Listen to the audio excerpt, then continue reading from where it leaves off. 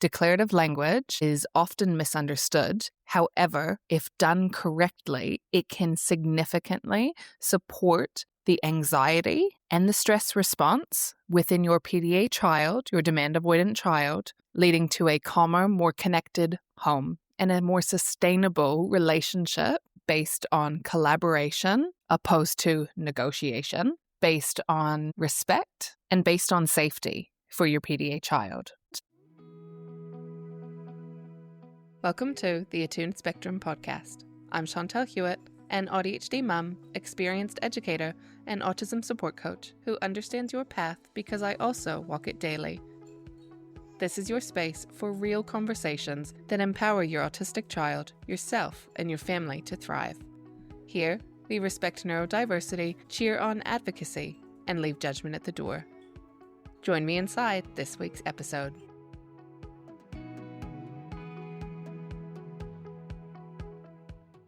Within low-demand parenting, there are different techniques that can help support your PDA child. Lowering demands is essentially what you're hearing. It is lowering demands for your child. It doesn't mean you are not setting a good example. It doesn't mean that you are letting them run wild. And it also doesn't mean that you are letting them get away with a lot of things. Even family to family, whether your child's PDA or not compared to the next one, all families operate differently. So the way that one family does something based on their family values will be different than another family and how they do things.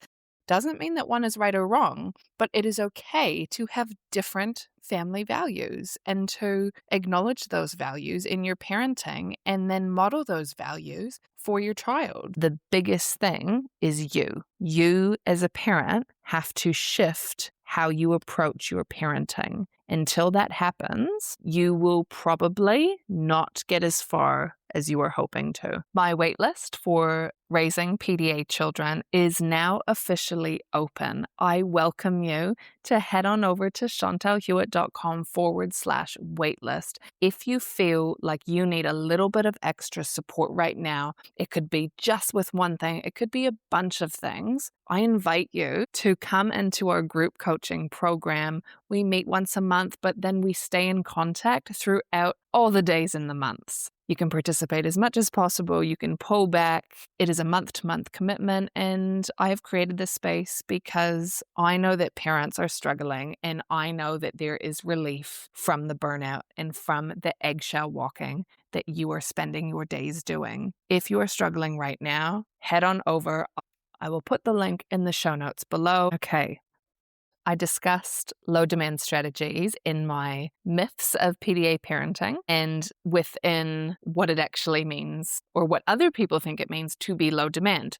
One of the biggest areas of understanding low demand parenting is this idea or this myth, as was busted in the previous episode or previous video, depending on where you are watching or listening, whether it is on Attuned Spectrum podcast or on my YouTube channel. Side note, if you didn't know and you listened to Attuned Spectrum podcast, do you know I also have a YouTube channel? I will link that down below for you. And if you are on the YouTube channel, do you know that you can also listen to the Attuned Spectrum podcast? Just a different way to consume information and to connect. So wherever you show up, whether it's both or one, I am so grateful that you are here. So today we will talk specifically about how to set boundaries and how to set boundaries that make sense for your family. I spoke a few episodes ago about the deep dive that we are about to do. That's actually coming next. So if you are listening in real time, make sure you come back next week. That is when I will be making my full long masterclass, like master course workshop on values-led parenting live for you. So if that is something that is of interest,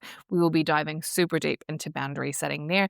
And in that episode, you will actually be walking away with a concrete guide that you create yourself. So like your own values, family values path forward, and you will be able to apply what you have created in that masterclass within your family. And you'll be able to start seeing real shifts, whether that is in behaviors that you find challenging, whether that is in the nervous system safety of your child, or perhaps the sibling dynamics, or essentially just walking a little bit less on eggshells in your home. I know that That is really hard, and I cannot express enough this feeling of relief when you don't have to do it anymore. And a big part of that actually starts with this episode, which is understanding low demand parenting in action. So let's dive right into boundary setting. And if it is of interest, I have a low pressure PDA language guide. I will link below. It is in the description or within the show notes, or you can head on over now to chantelhewitt.com/PDA. That will give you some scripts that you can use or try with your child in a way that feels like a good starting point, especially if using declarative language or low demand parenting or low pressure language is something that you are new to exploring. So this is a great guide if you want to explore that. So I look at it in 3 ways of how to set a boundary with my child within our home. And I think just taking a big step back and looking at what a boundary actually is. So for me, the way that I see it, a boundary it's not necessarily a rule. It's like an understanding. So it is something that we do put in place and we explain intentionally to our child. So it is based on a value or value systems within our family. And before we had this value system, it was really hard to justify the boundaries that we were putting in place or weren't putting in place. So I'm going to give you an example. In our home, we have a boundary that has to do with supporting everyone's autonomy. In our home, we have a boundary that is we don't hurt one another. So we are able to have our autonomy and have control as long as our actions do not impact on the autonomy of someone else and do not impact their well-being. They do not hurt them. So we do have those conversations. So what we did was, as a family, and we will get way more into this in the masterclass that I just spoke of, what we do is we figure out what boundary we need to put in place. So I will use the example that I just said of not hurting somebody. I have 3 children. 2 of them, the oldest is my PDA autistic son, and then my second, who we believe is ADHD. When they play, just navigating that dynamic of being best friends and then also knowing that the older one, who is PDA, is extremely controlling at times of our younger one. So using this specific boundary of our son or people in our home can have autonomy as much as they need, as long as it is not impacting on the safety or well-being or autonomy of another family member. And I will give you an example. We have a little girl, that's our youngest child, and my PDA son, if he's really dysregulated, he will be demanding that he holds her, that he cuddles her, that he needs her. Almost like when he uses me to co-regulate as his primary co-regulator, he has almost started using his sister. They have an incredible bond, incredible relationship, but when he is in that state, it is no longer safe a lot of the time for him to be grabbing her, forcing connection on her when she doesn't want it.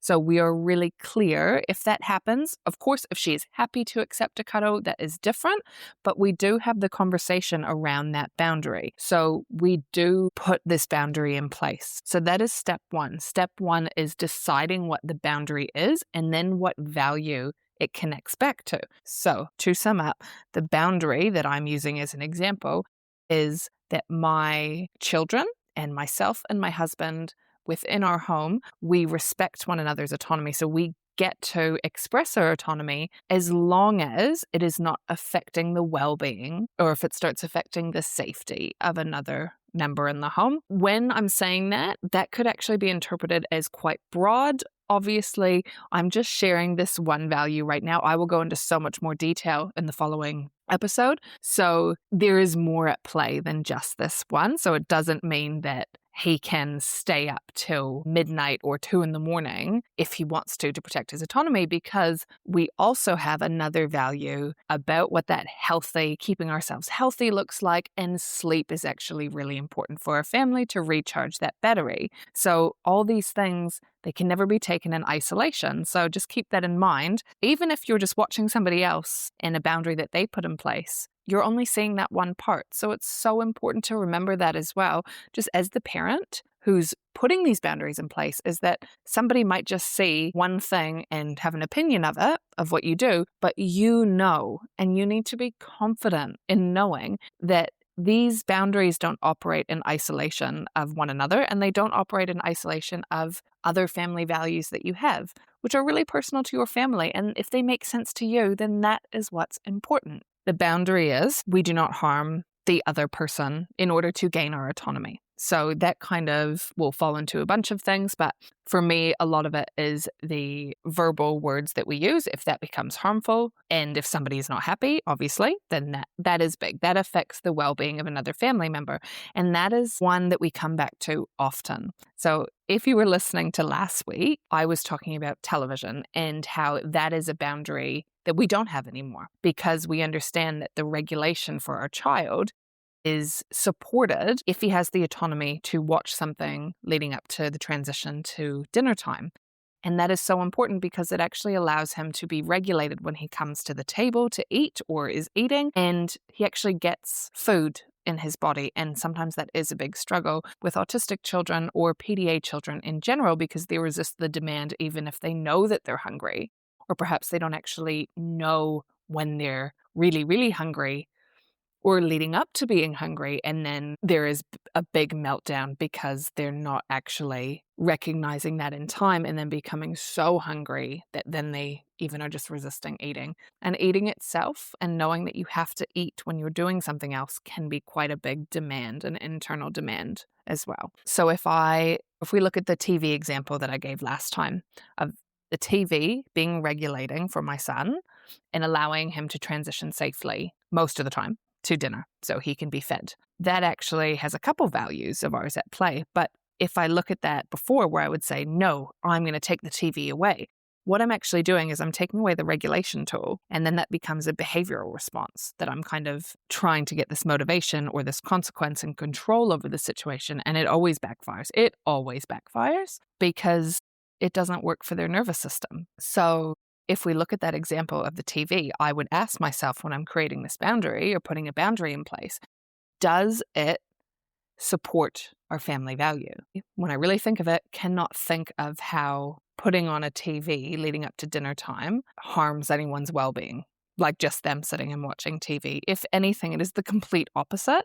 So going through that process and actually understanding and really pulling apart what values are important to your family will give you that grounding and that confidence to move forward with a plan when you do need to put boundaries in place. Because of course you need boundaries. It's ridiculous to think that a parent of a PDA child is not putting rules and boundaries in place. It just doesn't need to be super strict compliance-focused rules that support the parent who says, because I said so. This isn't about a power struggle. And if you have a PDA child, or if you're a PDA parent yourself to a PDA child, you will know that power struggles do not lead to anywhere good. So it is really, really great to get clear on your family values and the boundaries that you put in place based on those values. Okay, so the second part, so we just went over how to kind of figure out how to set a boundary, what the boundary is, and how that is important to your child, to your family. Now, I do want to give you just something to think about to prepare you for next week, especially if you are excited and want to come and watch that next video or listen to the next episode. If you are envisioning a really happy family, a content family, a safe family, what does that look like? When I think of those things, I think of ease and laughter and freedom to explore and be creative and to learn from one another. And it might look different for you as a parent with your family. But then I work backwards and I think, okay, what is important as a value within those things? What values do we hold as a family that would lead to the success of that happening sustainably? For me, one of them is supporting everyone's autonomy to have that freedom and control within the safety of their nervous system to explore, to be curious, to grow and learn and feel confident in themselves. We'll get way more into this next week, so please jump in and watch that. But this is just the beginning. So please start to think of those things, tease that out, and you might even ask yourself in your parenting day by day, if you're standing your ground on something, Why? It may be really necessary. I'm not saying it's not. However, is it always? Pick your battles, and not pick your battles as in giving in. Sometimes you do need to, but really look at protecting your energy and what does it look like if you dropped a boundary? What happens if you let go of a rigid boundary that you've been holding on to, possibly because of a power struggle? That was me with the TV. I'm not going to lie, at times it is still really challenging, but just watching what happens in my son and the safety that he feels and how he's relaxed. It allows him to eat food like my friends' children who have no issue coming to the table. So unpacking your family values, what's important to you, and really understanding, is this necessary right now? Do I need to, in this moment, put this in place? Again, seatbelts? Yes. Helmets? Yes. For me, it's safety. That's one of my core values. We keep each other safe and healthy, and that is my responsibility as a parent, and I will communicate that with them. And there will be resistance. So it's not about never having the resistance with your PDA child. It is about being transparent, having an open communication or dialogue with them, so then that allows for that collaboration. And then it's also about understanding what their needs are and then understanding their capacity and advocating for that capacity as well as teaching them about their capacity. Because as I was saying, it is very hard to go through life without change, without uncertainty, without demands. It's everywhere. And we don't need to force our PDA children to comply with demands of life in a way that causes them to be highly anxious, unsettled, unable to access an education. But what we can do is we can teach them about values, allow them to construct what's really important to them based on their values. We can give them ideas. We can teach them how to collaborate with us, which then will help model how they can do that later on in their life as they develop and as they grow. So boundary setting is super important, and it's part of a low-demand parenting approach. But it needs to be done wisely, and it needs to be done in collaboration, if possible, with your PDA child. It will look different from if they're quite a young child, like 3 years old, 4 years old, or if they are a teenager or a young adult, possibly still living with you or that you're communicating with like on a regular basis. So it will look different, but it doesn't mean that it's not necessary to put boundaries in place in collaboration with them. So that is really, really important to have a successful low-demand parenting approach. The last thing that I want to touch on is declarative language. It is also very important that we understand how to use declarative language and how to use it properly. When I say properly, I mean that a lot of the times declarative language is taught almost as a way to help the parent almost trick the child, like it still is about the parent's expectation that the child needs to do something. For example, you want them to brush their teeth. You know that it's really hard for them to brush your teeth, but you're trying to find every way to almost trick them by removing the demand. But children are quite intelligent and they will probably see through that, and they will eventually see that demand as well, or they will feel that demand. So just keep that in mind. We also need to ask ourselves, I feel as parents of PDA children or a PDA child, is who am I putting this in place for? Because if the answer, and sometimes the answer does need to be for the parent, okay? But if the answer is consistently, oh, it's for me, it's because it makes me feel more comfortable, it's because I'm rushed, I have to get to work, which you do, I get it, that's a whole different story. But if that is the reason, and it's not to protect your child's safety, protect your child's capacity, and it might be that you're putting it in place so their teeth don't fall out. And that is fair. Like, hygiene is so challenging. If that is something you're struggling with, I would love to know if you want me to create content on that specifically.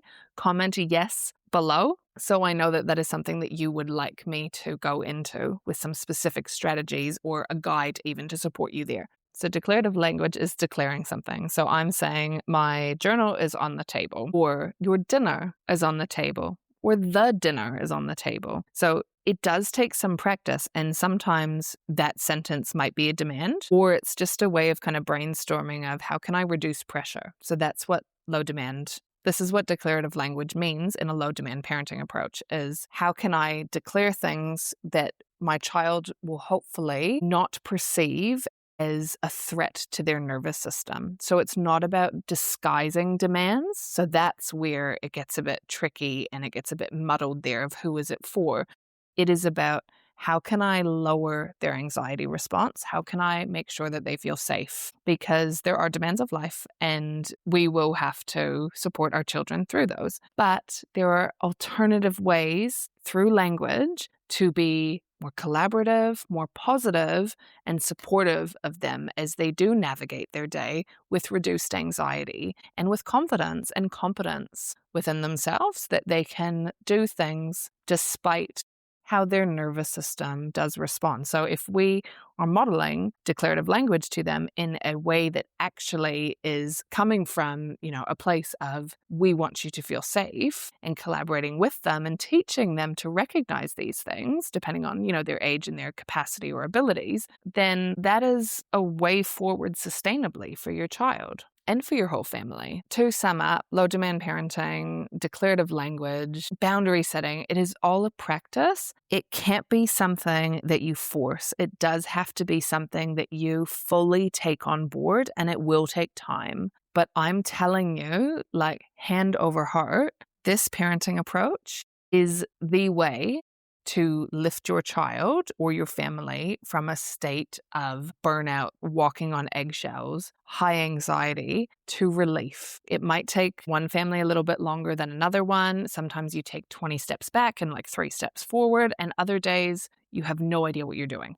That is the truth. But you can know everything on PDA, demand avoidance, supporting your PDA child. You can read all of the books on low demand parenting. You can search the web. You could listen to every episode of this podcast and all the other ones. But the biggest thing is you. You as a parent have to shift how you approach your parenting. Until that happens, you will probably not get as far as you were hoping to. My waitlist for raising PDA children is now officially open. I welcome you to head on over to chantelhewitt.com/waitlist. If you feel like you need a little bit of extra support right now, it could be just with one thing, it could be a bunch of things. I invite you to come into our group coaching program. We meet once a month, but then we stay in contact throughout all the days in the months. You can participate as much as possible. You can pull back. It is a month-to-month commitment, and I have created this space because I know that parents are struggling, and I know that there is relief from the burnout and from the eggshell walking that you are spending your days doing. If you are struggling right now, head on over. I will put the link in the show notes below. Next week, we will be diving into a masterclass on how to set your family values and that A to Z roadmap from burnout through to relief. In detail, we will be doing this together. Thank you so much for allowing me into your world today. Wherever you are around the globe, if you like what you've heard, I would be so grateful if you would click that subscribe button and comment below to tell me one thing. What support do you need? This helps me create episodes that truly impact our shared community. By commenting, you not only help yourself, but you help make modern, neurodiversity-affirming autism support accessible to those who are searching for a better parenting approach that actually feels good. I'm Chantel, and I'll see you next week.